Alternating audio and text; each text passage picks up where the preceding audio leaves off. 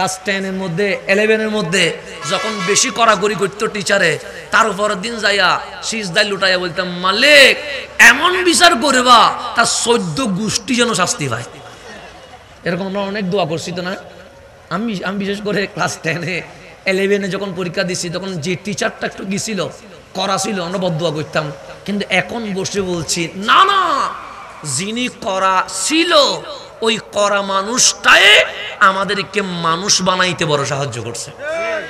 সেজন্য বাবার মাইটটা এটাকে কখনো দিয়া মনে করবেন না, মানে খারাপ মনে করবেন না। বাবার শাসন দরকার আছে, মায়ের আদর দরকার আছে।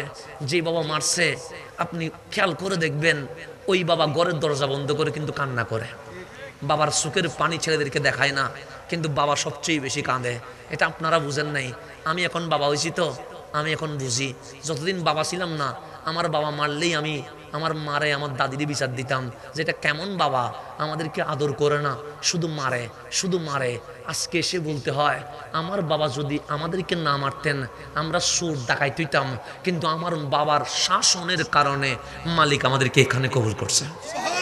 সেজন্য বাবার শাসনকে নিয়ামত মনে করবেন, মায়ের শাসনকে নিয়ামত মনে করবেন। এগুলোকে কখনো আপনি বাড়ি হিসেবে মনে করবেন না। বাবা হলেই বুঝবেন বাবা কারে কয়।